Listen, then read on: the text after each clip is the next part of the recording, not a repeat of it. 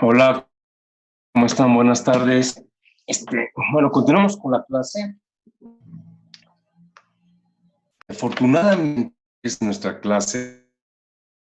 Vamos muy abanicamente. Ese es el último tema que estamos viendo, que es el de trauma facial.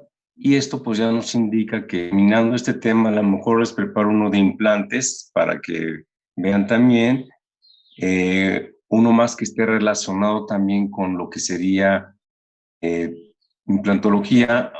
Tengo otros casos un poco más quirúrgicos, no se puede incluir, pero los voy a incluir para complementar todo esto. Y les quiero comentar que tenemos que hacer exámenes.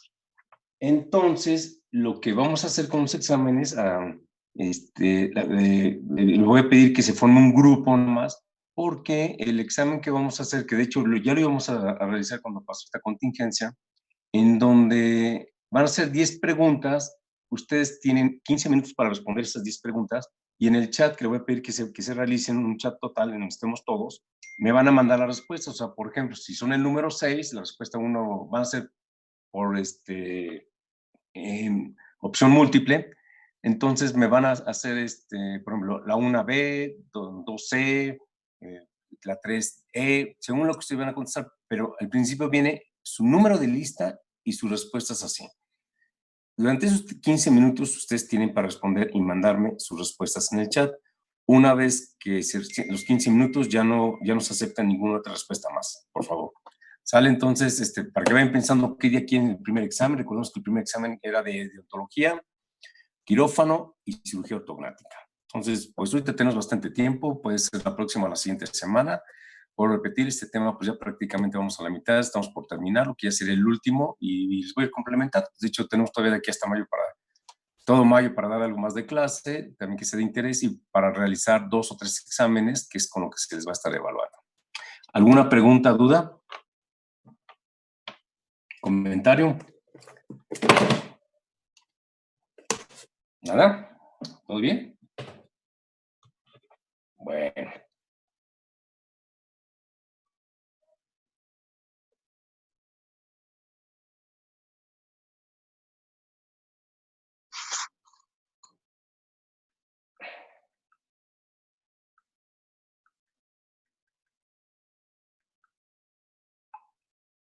Bien, vamos a continuar con la clase. Estamos viendo la importancia de la anatomía, la estructura ósea de los tejidos blandos, y hacíamos comentarios, por ejemplo, de que cuando se hacen incisiones extraorales, son incisiones que se van a realizar a través de la piel.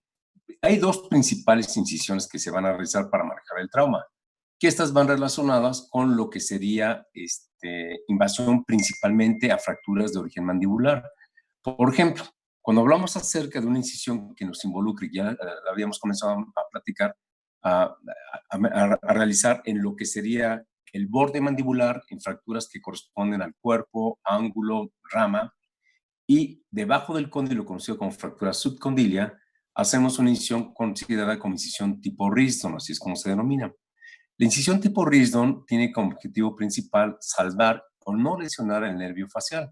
Recordemos que el nervio facial pues, está constituido por 5 ramas, de 5 a 7 ramas, las cuales si nosotros las colocamos a través de lo que es la cara, vamos a tener esta proporción más o menos, siendo la rama inferior, la marginal, conocida también como rama mandibular, y de ahí tenemos una serie de ramas que se van hacia la parte superior.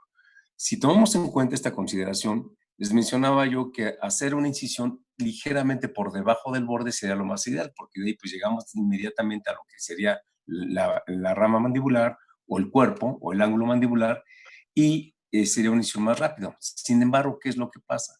Que precisamente una distancia de un centímetro, perdón, entre lo que es el borde mandibular hacia el borde inferior, nosotros vamos a encontrar esa rama marginal o mandibular.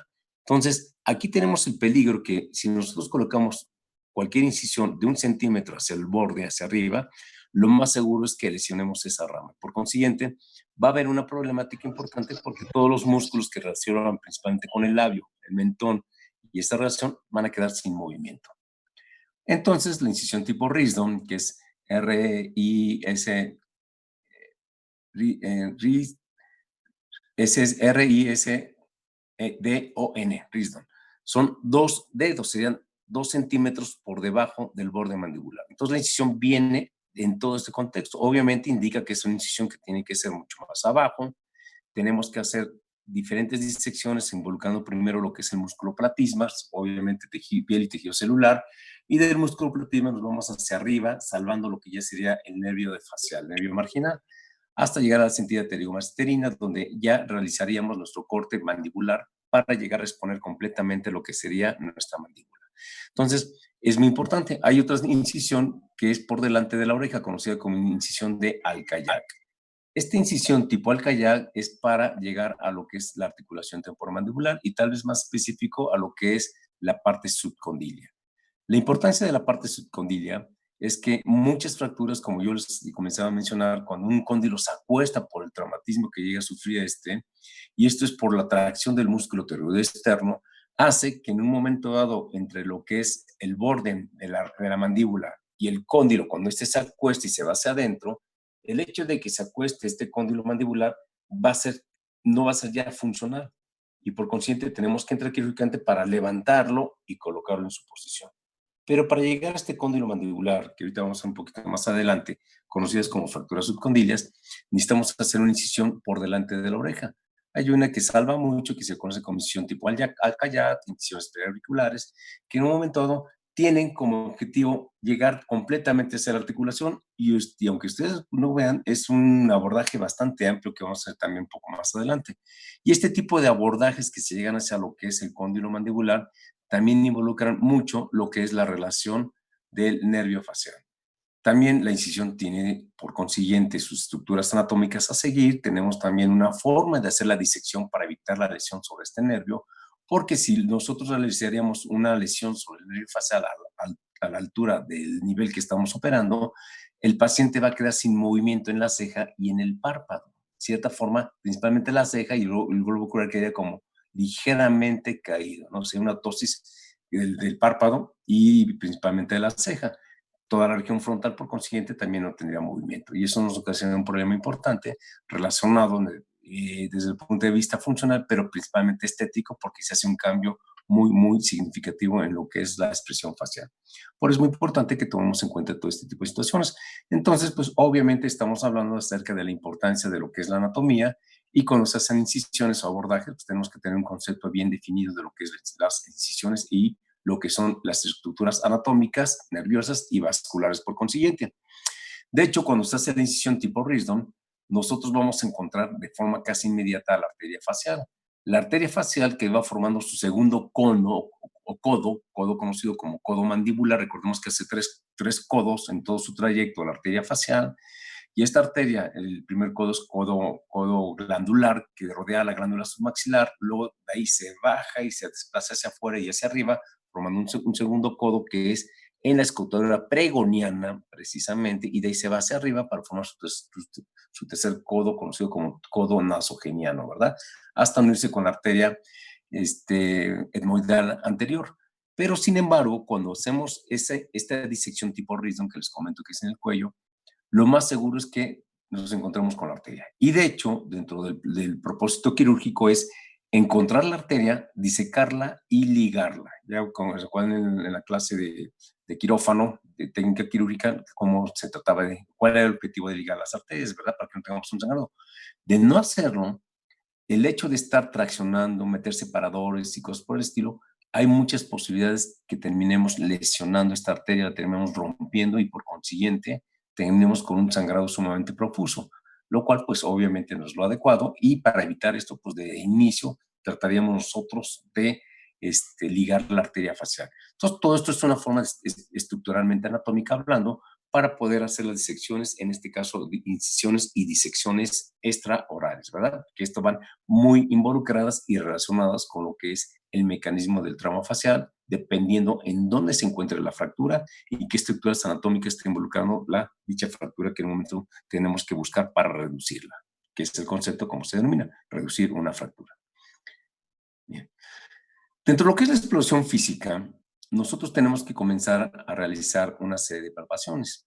Lo que es la inspección, lo que es la palpación, nosotros tenemos que enfocar en la imagen A, la primera imagen, nosotros tratamos de observar si hay alguna fractura a nivel de la órbita. Recorremos con todos los dedos todo el piso de órbita tratando de ver si hay algún escalón, un escalón que nos indique ¿qué? La pérdida de la continuidad. Y entonces nosotros comenzamos a determinarlo. De hecho, esto se hace de forma digital con un dedo en el cual observamos si tenemos alguna diferencia entre lo que es la órbita que nos puede determinar algún tipo de fractura tipo Lefort o una fractura orbitaria.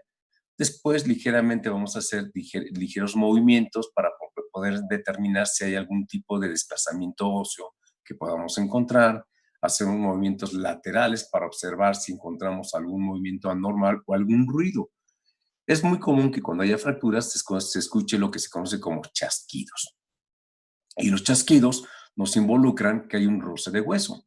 Y ese chasquido o crepitación, bueno, principalmente crepitación, nos está indicando que el hueso no está en una continuidad. O sea, hay una pérdida de la continuidad y nos está determinando la fractura.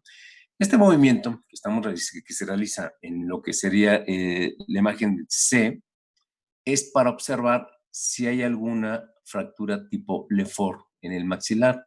Se toma la cabeza de manera firme y después con los dedos, con el pulgar en los incisivos anteriores y en lo que es el digital, en lo que es el paladar.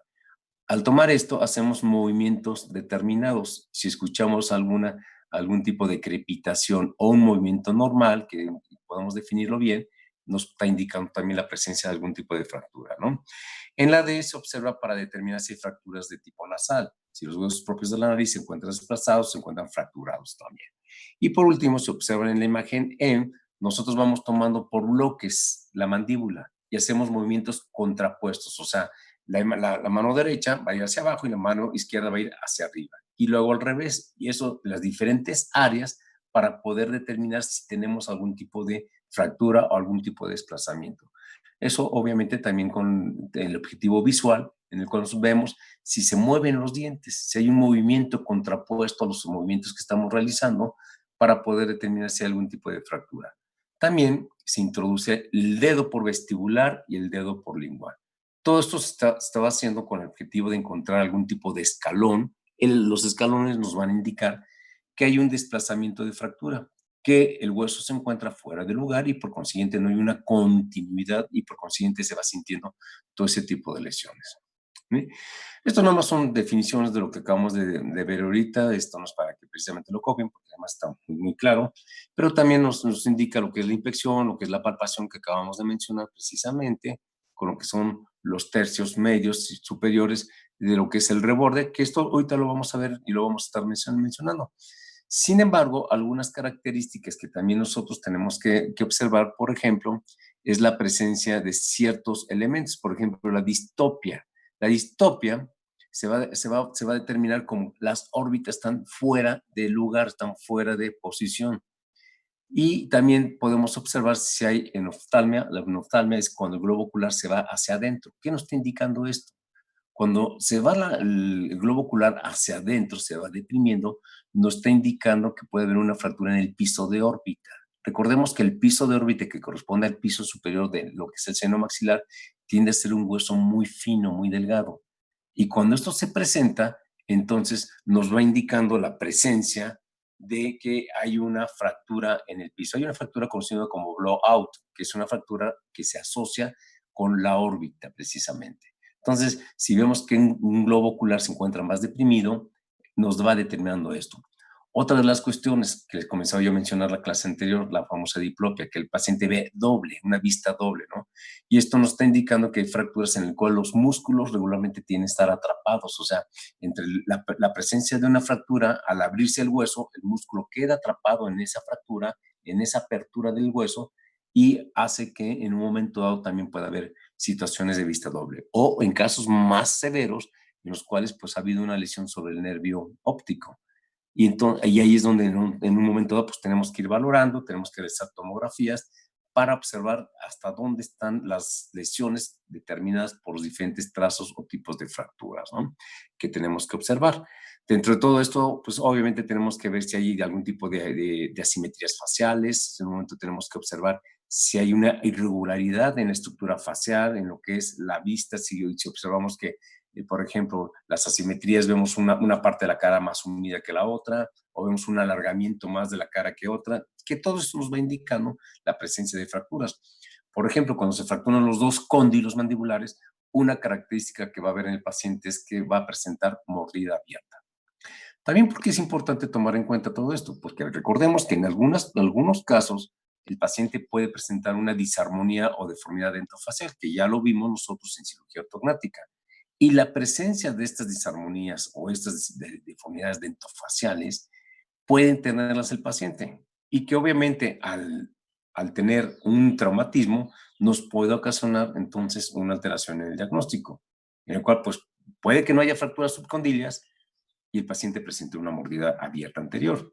Vuelvo a repetirles, cuando se fracturan los dos cóndilos mandibulares y más que nada y principalmente a lo que es fracturas subcondilias debajo del cóndilo, el paciente va a presentar clínicamente una mordida abierta anterior.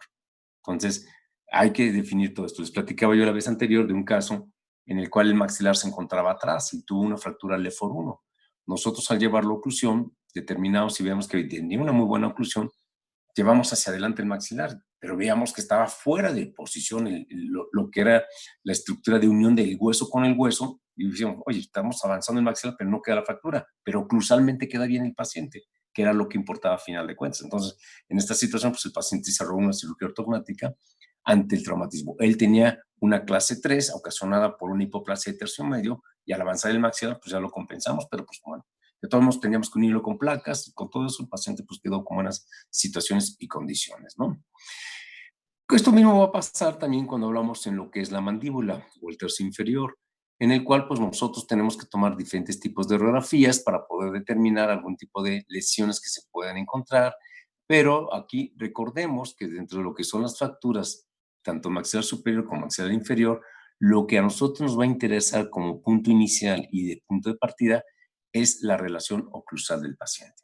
Entonces, clínicamente tenemos que ver cómo está mordiendo el paciente y yo creo que es uno de los puntos fundamentales, independientemente de que veamos que está chueco el paciente, independientemente de que veamos que tiene una mordida abierta o que veamos algunas situaciones relacionadas con el aspecto clínico del hueso, nosotros tenemos que observar cómo se encuentra precisamente nuestra relación asociada con lo que es el aspecto.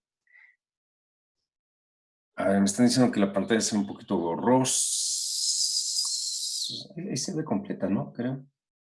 Yo aquí según lo estoy viendo completa y a ver, nos acercando se define un poquito más. ¿Listo? Ok, perfecto. Gracias, ¿eh? Entonces, bueno, me estaba yo comentando que aquí la importancia que tenemos que determinar en lo que es la inspección y la palpación. Obviamente, pues es lo primero que se tiene que manejar cuando hay un paciente que llega con fracturas o con un traumatismo facial o un traumatismo craneoencefálico. Tenemos que determinar la presencia. Y vuelvo a repetirles, dentro de todo esto, hacer lo que tenemos que determinar es el tipo de mordida que tiene nuestro paciente. Cómo muerde, si muerde bien, si no muerde bien, si tiene problemas para la mordida, ¿no? Y lo que les comentaba, determinar también si esta mordida está asociada a algún tipo de relación con lo que sería una deformidad dentofacial. Por consiguiente, pues son elementos que siempre tenemos que tomar en cuenta para poder realizar todo esto, ¿no?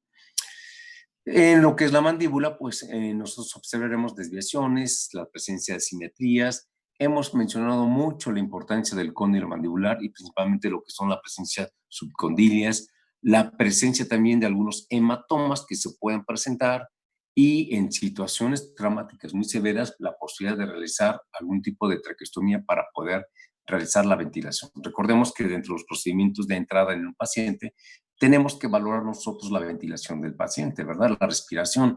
Y en caso severo, pues la traqueostomía puede ser como un punto importante. En una ocasión que estaba yo en urgencias, escuché de un paciente que había tenido un accidente. Esos famosos cieguitos que se avientan de repente, creo que ya no los hacen, pero hace años de que van en el carro echando la copa y van a velocidad y de repente está el semáforo y se avientan el semáforo cerrando los ojos que, perdone, pero son las mayores tonterías que he observado. Y eso me tocó verlo mucho cuando estaba yo haciendo mi especialidad. Cuando menos en esos años, eso era algo que hacían mucho la gente joven, que hacíamos tal vez. que nos aventábamos y desafortunadamente, pues a veces venían con los accidentes y me tocó ver algunos casos de que carros con 5 o 6 jóvenes y desafortunadamente falleciendo 4 de ellos dentro del carro, ¿no? Y uno de ellos, pues, tuvo una fractura de tráquea. Cuando llegó, pues, ya después le hicimos una traqueostomía, pero ya no pudimos, dentro ya había tenido un paro cardíaco, en lo que fue el traslado de la ambulancia al hospital. Y lo que pasó es que en un movimiento lateralizado él se fracturó la tráquea, entonces se obliteró las vías aéreas, pero en la ambulancia no lo pudieron determinar, no lo pudieron definir. Cuando llegamos, yo al ver que se estaba tratando de dar resucitación, dije, ¿sabes qué? La tráquea está fracturada, entonces tratamos ya de hacerle una traqueostomía, pero ya no pudimos salvarlo. Entonces, pues son situaciones desafortunadas que luego se deben de tomar en cuenta, ¿no? Y obviamente, pues volvemos a lo mismo. Partes iniciales, pues controlar lo que son la ventilación, respiración del paciente, controlar los sangrados que no pueden ser importantes, y eso va siendo parte inicial de lo que es el ABC del trauma en su manejo inicial, ¿no? De aquí vamos a ver diferentes radiografías. Y dentro de las que tenemos, una de las más importantes para valorar lo que sería el cráneo es la radiografía o proyección de Cadwell, también conocida como una póstero anterior. En trauma facial hay dos tomas radiográficas que van en sentido de ver todo el aspecto facial, esqueléticamente hablando. Y tenemos la anteroposterior y la posterior-anterior, conocidas también como AP y PA. En trauma facial se decide escoger siempre por la PA, porque si ustedes observan en esta imagen, la película va colocada por delante de la cara. El rayo va hacia atrás, en esta dirección. Al ir en esta dirección el rayo, obviamente, las imágenes que en un momento se van a impregnar con mejor visibilidad va a ser en la radiografía que esté más cercano a la placa, que en este caso sean los huesos faciales. En cambio, en una anteroposterior, la placa va en la cuestión posterior, aquí atrás. Por consiguiente, las estructuras óseas craneales es lo que mejor se va a impregnar. Por esa razón, nosotros preferimos siempre tomar una posterior anterior. ¿Qué nos va a poder visualizar? Perdón, permítame un segundo.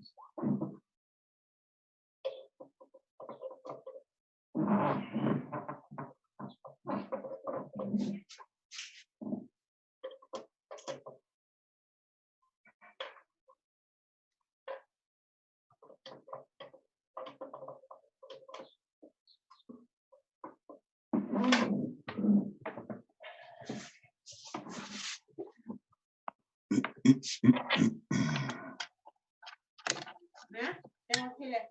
¿Hay papel?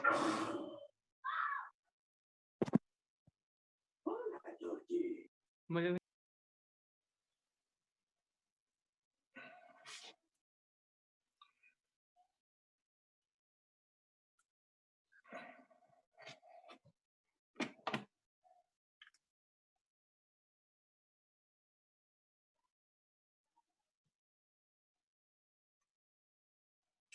Bueno, listo. Entonces, mencionaba yo acerca de lo que serían las radiografías, ¿verdad? Que comenzamos a ver.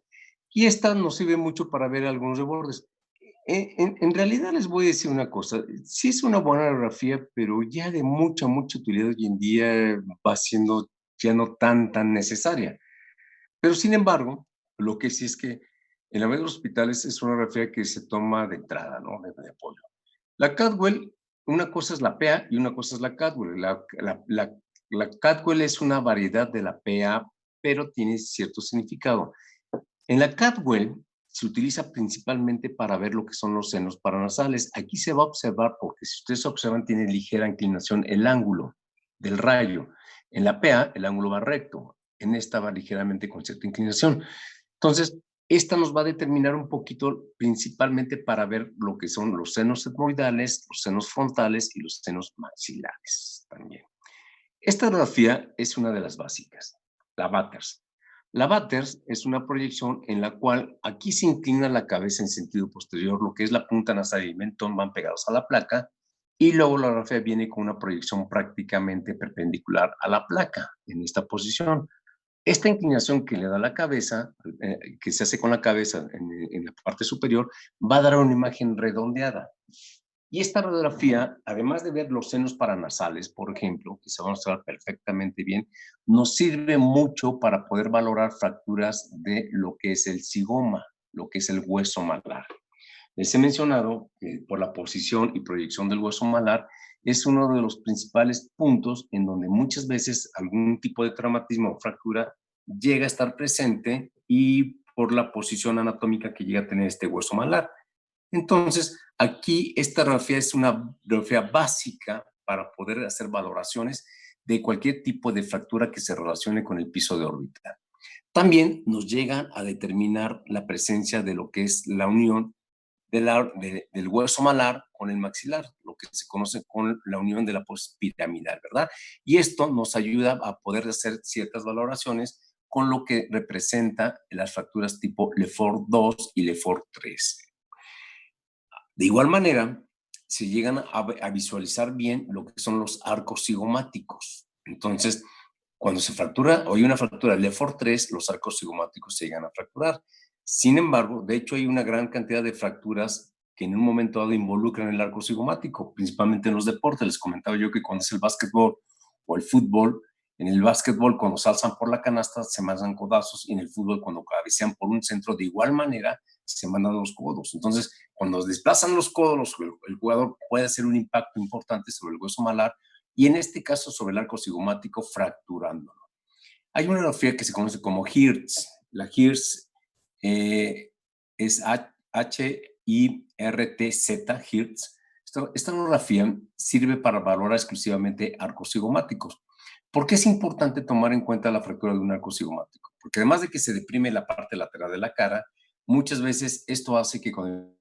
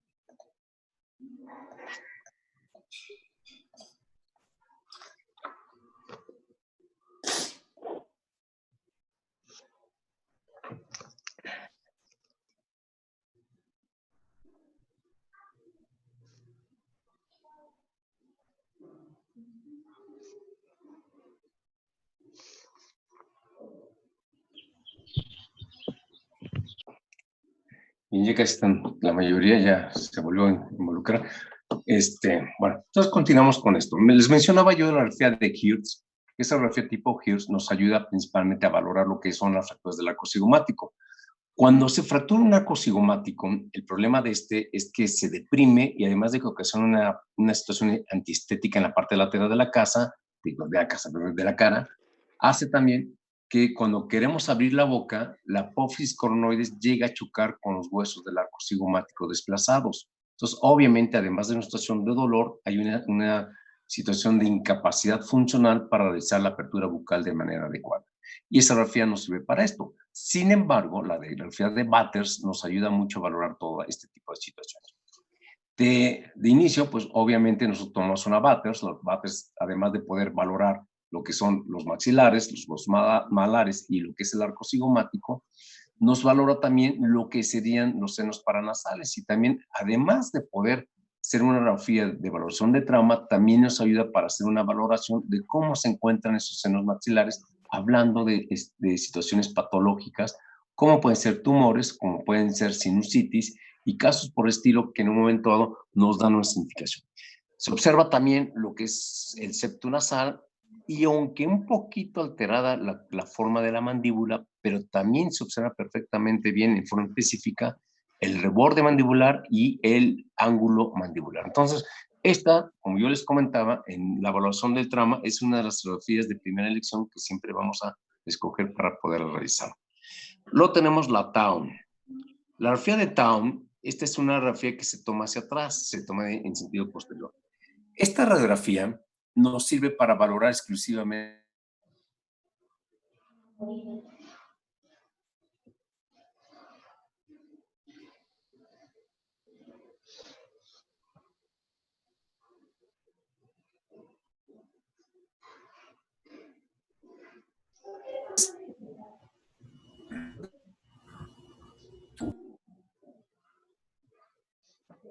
que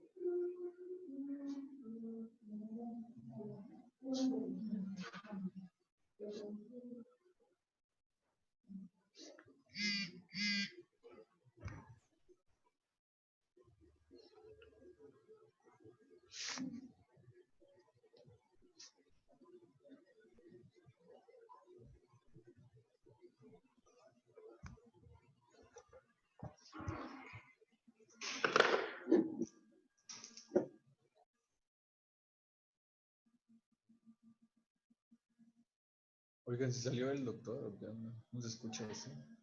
Sí, sí salió, pero no me ha mandado nada. Dicen, no estamos conectados, ¿verdad? Ah, perdón, me acaba de mandar mensaje. Gracias.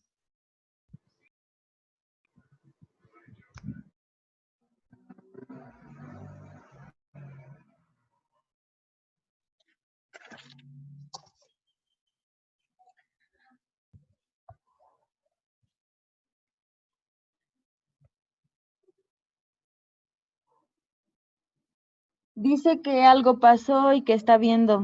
Entonces, pues no sé. A esperar. Ah, dice que se está reconectando. Pues sí, hay que esperar un ratito más. Pues ya el lunes, ¿no?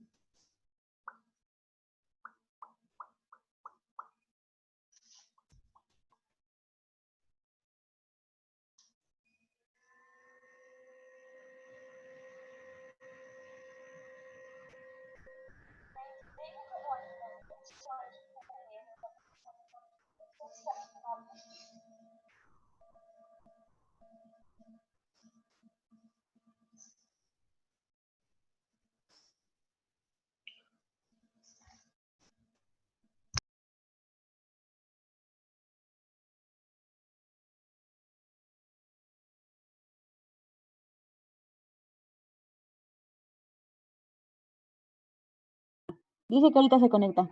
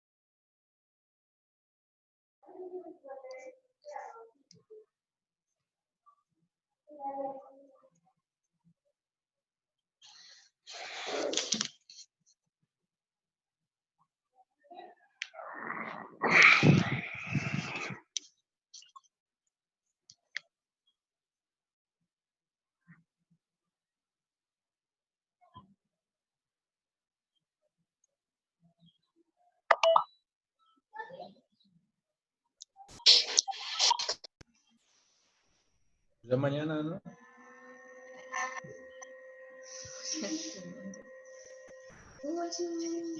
O el lunes. O el lunes. Pega virtual. Ya te vas.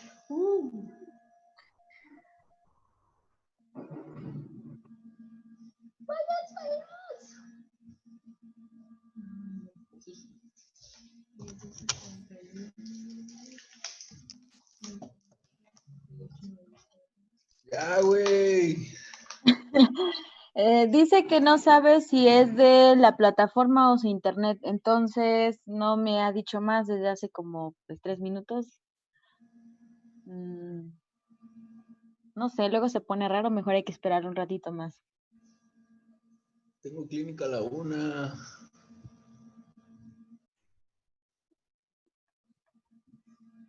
Güey, ¿cómo vas a tener clínica a la 1? Son la 1.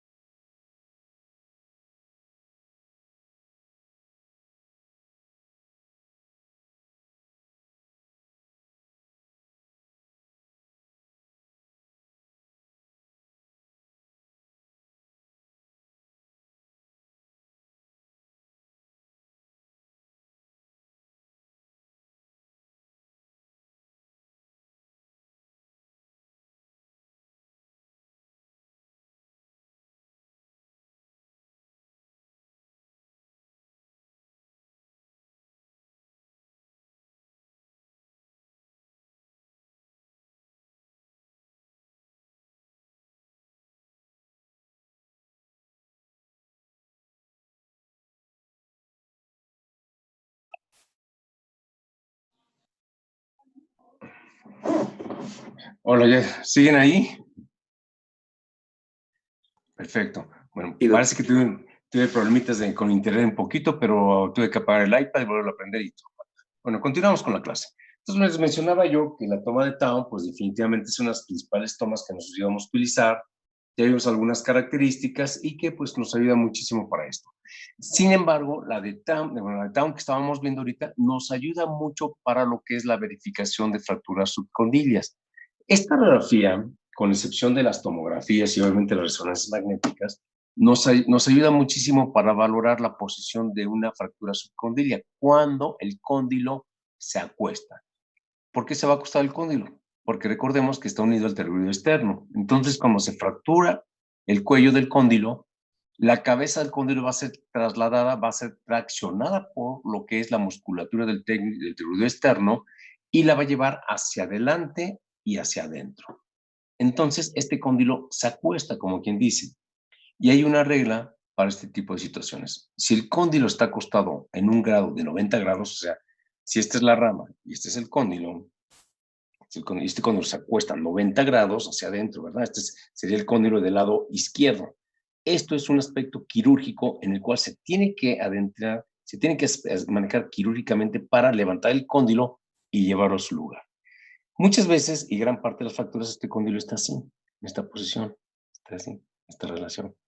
Y con un tratamiento conservador, el cóndilo llega, en muchos de los casos, a reposicionarse y ser funcional, evitando un procedimiento quirúrgico de manera directa.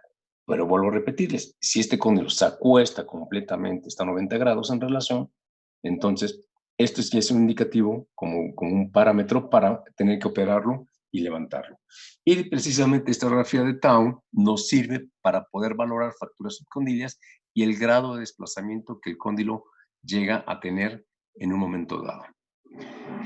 Lo que son las radiografías anteroposteriores, las laterales y las oblicuas, tal vez son las que en un momento dado son básicas o las que toman como forma básica en un hospital.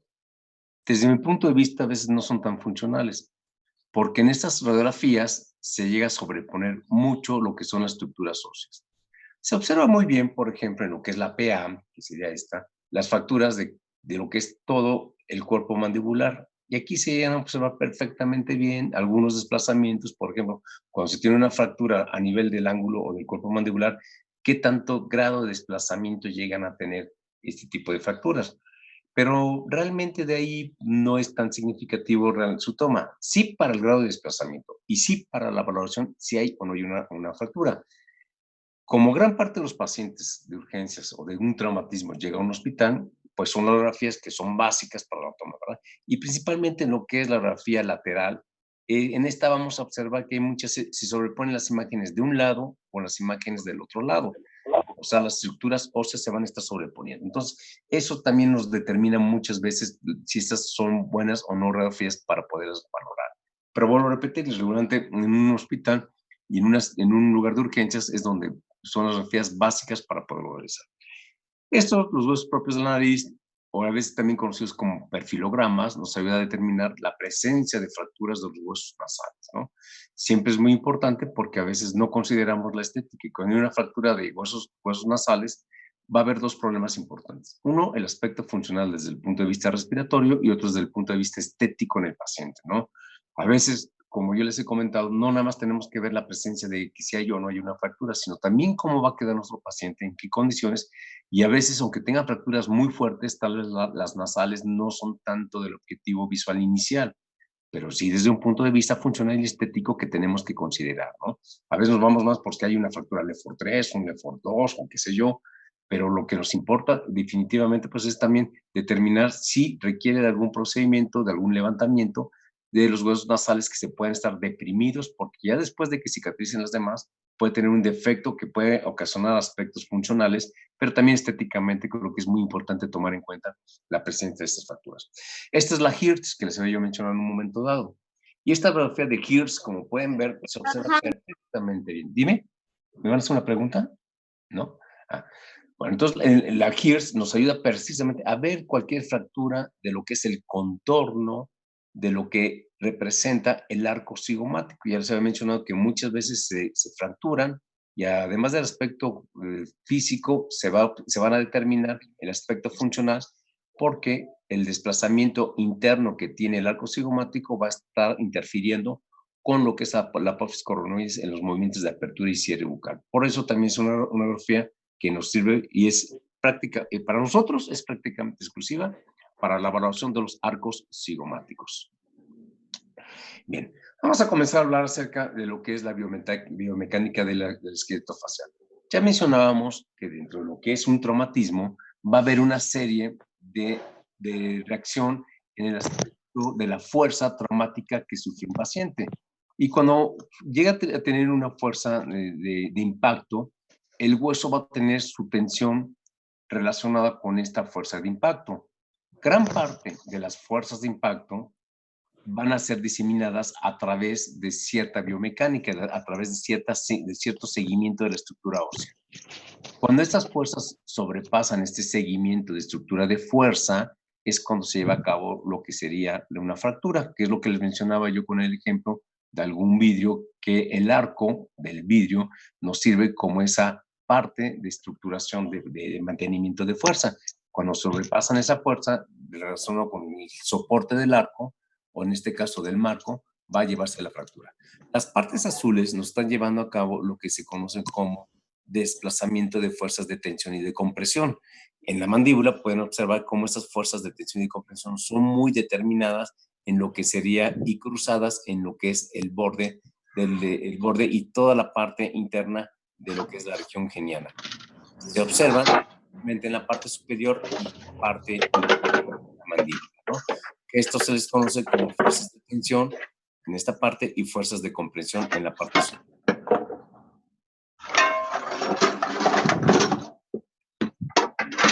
Ahora, por favor, ese ruido. Aquí observamos lo que sería la distracción, que son las fuerzas de tensión, y vemos las fuerzas de compresión cuando se ejercen. Es muy importante que tomemos en cuenta, por ejemplo, aquí vemos la flecha, de este lado, nos está indicando la tensión que está ejerciendo y distracción el músculo temporal. La flecha que vemos aquí nos está indicando la distracción o tensión que está ejerciendo lo que sería el músculo pteroideo, el pteroideo externo, que es lo que les mencionaba con las fracturas subcondilias. Y lo que es esta flecha nos está indicando una fuerza de distracción o de tensión que está ejerciendo la cintilla pterigomaceterina. Recordemos que aquí la cintilla pterigomaceterina es donde se va a unir precisamente el músculo pteroideo interno y el músculo maceterino, el macetero. Ambos van a formar una cintilla en su propia unión, que es el borde mandibular, y va a ser una tensión que va hacia arriba y hacia adelante. La flecha que vemos en la parte inferior, en esta, nos indica la tensión que van a estar ejerciendo los músculos genioglosos y los músculos digástricos. ¿Por qué es importante tomar en cuenta todo esto? Porque a la tensión que van a estar ejerciendo estos músculos van a estar ocasionando ya sea fuerzas de compresión, que son en la parte inferior, vean, y fuerzas de tensión en la parte superior. Obviamente, ¿qué estamos observando con esto? Que en la parte inferior va a ser más fácil que la acción muscular realice que las fracturas se unan por sí mismas. En cambio, en la parte superior vamos a observar que va a haber una situación de tensión y va a haber una situación de separación por las acciones musculares. Por consiguiente, cuando analizamos lo que acabamos de ver de las acciones musculares y la forma y estructura mandibular, las placas donde se deben de colocar son en la parte media superior, en esta zona. Es donde mejor vamos a tener una relación de las fuerzas de distracción o de tensión que van a hacer que la fractura se abra. Por consiguiente, es el lugar en donde mejor debemos de colocar placas o mini placas si queremos hacer una reducción abierta en el cual colocamos este tipo de placas, ¿no? Si colocamos placas en la parte inferior nada más, obviamente vamos a tener un fracaso con el procedimiento porque se va a terminar abriendo la fractura. A menos que coloquemos unas placas conocidas como placas de compresión o bien en un momento placas de reconstrucción, que son placas bastante fuertes, que van a poder soportar también inclusive las fuerzas de distracción o de tensión de la parte superior mandibular. Y esto pues son conceptos asociados con lo que es la biomecánica y nada más lo que es la relación de la forma mandibular y la acción muscular en los diferentes elementos que vamos teniendo. Vamos a dejarle aquí alguna pregunta, duda que tengan. ¿Ninguna? Bueno, entonces vayan pensando qué día quieren su examen, por favor, para que en un momento pues, ya lo vayamos programando y lo vayamos realizando. Le vamos a pedir a Vale, por favor, que nos haga un chat en el cual estemos todos, que me incluyan a mí también, para que cuando hagamos el examen, pues ahí tengamos la evidencia. Y como les había comentado, va a ser un examen de 10 preguntas, van a tener 15 minutos en el cual ustedes contestan y automáticamente me mandan sus respuestas a lo que es el chat con su número de lista que ya tienen proporcionado, y así es como vamos a poder calificar ese examen. Van a ser muy sencillos, muy prácticos, realmente nada complicados, entonces pues de alguna manera tenemos que hacerlo. ¿Alguna pregunta? Doc, ¿para cuándo sería, bueno, para cuándo habría el grupo de WhatsApp? ¿Para cuando sea el examen o lo podemos ya hacer? No, no pues sé? de una vez, Vale. ¿Cómo ves si de una vez lo haces, por favor? Para que ya Ok, tenemos, y también pues estamos también en contacto para cualquier duda o pregunta que me quieran realizar, ¿no? Te sí, voy a doctor, pedir, ok. por favor, nos hagas el favor de, tú que has tenido organizado todas las cosas, te lo voy a pedir, principalmente para que yo reciba ahí todas las respuestas del examen que tenemos que manejar, ¿no? Ok, Por doctor, favor, sí. ¿sale? Y si quieren el examen, pues lo podemos hacer del jueves que viene al otro jueves, para que en un momento pues tengan tiempo para estudiar y poderlo realizar, o si quieren la próxima semana lo podemos hacer. Ahorita vamos a tener clase el día de mañana. Mañana nos vemos, por favor, a la 1 para continuar con la clase de hoy. Ok, ¿Alguna doctor. otra pregunta, dudas que tengan? ¿No? Nada, Entonces, gracias. por favor, nos vemos el día de mañana. Gracias. Hasta luego.